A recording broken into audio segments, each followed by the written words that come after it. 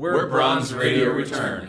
And I'm Chris Henderson, and I sing and I play the guitar. And I'm Rob Griffith, and I play the drums. I'm Matt Warner, I play keys. And I'm Patrick, and I play guitar. Were formed in Hartford, Connecticut.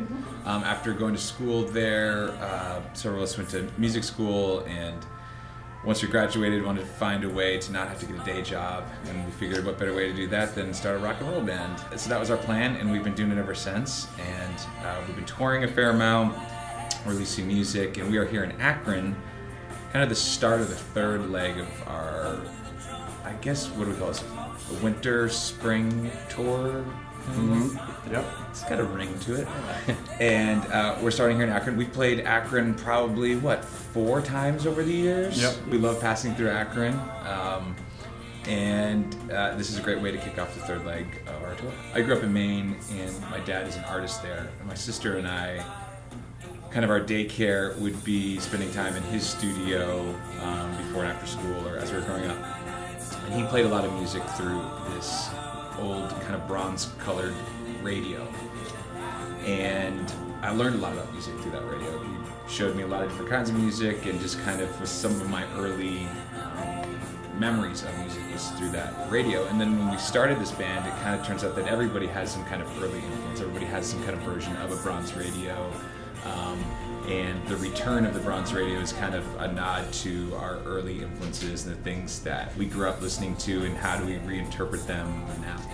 Individually, we all have, lots of influences from growing up, and then collectively as a band, we've also, discovered a lot of bands or artists that really inspire us as a group beyond just as individuals. Yeah, I think all of us have different stuff that we listen to and are influenced by. It's kind of hard to put. I think that's what makes it cool, though, to the diversity all the backgrounds have, because if we all listen to the same thing, there are some commonalities, there are some things that overlap from all of our childhood growing up, but when we were branching out and finding ourselves musically younger, I think that's what helps make our sound now, because we kind of bring all that together in the studio and live and all the other avenues. Typically, we start where I'll start the songs. I'll start mumbly voicemail or memos, and kind of just rough demos of acoustic or a little drum machine or something like that. And we kind of collect maybe 20 of those, and as I'm working on them, sending them to the rest of the dudes, and they're all hashing out parts or ideas. And then at some point where there's between maybe 20, 25 ideas, I start shifting over to what are they saying? What do these mumbles sound like? Or taking a direction and then just kind of fine-tuning it. And I try to have as many of the lyrics together before the studio as possible. But that's kind of our process. So it starts with these kind of sketches. We never play any of the music until we get to the studio for the first time. So we'd never get together and work out stuff beforehand. And that's by design. If we go in not having played the stuff, everyone's going to be that much more malleable. When you do start taking stuff and road testing it, you start getting into the same patterns that be it doesn't really feel like the song. So I think there's something cool to capture about a band learning and creating a song at the same time before they've played it all together.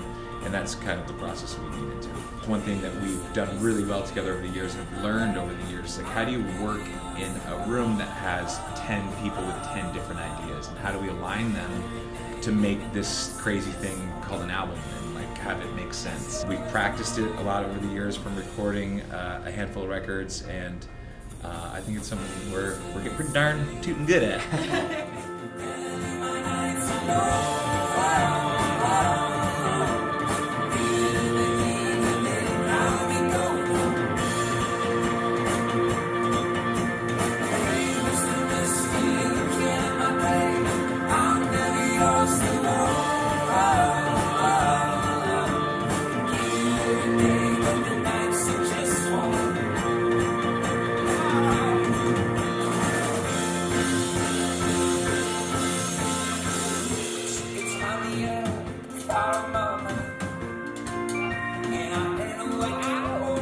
This is where music has brought me to this moment. We're going to China to play, and was pretty wild. It was dang, we're doing this. It wasn't we've made it or anything like that. It was just I remember looking up in the bathroom and we're somewhere over the North Pole, and I'm wow, this is cool. I think those moments have to happen to keep you inspired and keep you going at what you're doing. And And I think that, yes, you need to take a step back and say, wow, like, all right, this happened and we can really appreciate this right now. But I think it's about not getting comfortable after that and thinking, okay, well, like, oh, we've made it or something like that. I don't think there is a such thing as making it in that kind of way. I think that's all subjective to what your goals are and where you're trying to take whatever it is you're involved in. Yeah. The inspiring thing is getting to do it, Right. like, and being so involved in it. And for me, it's like the simplest things. It's just literally sometimes just waking up and knowing that I'm going to be playing a show, and just knowing I'm able to do it.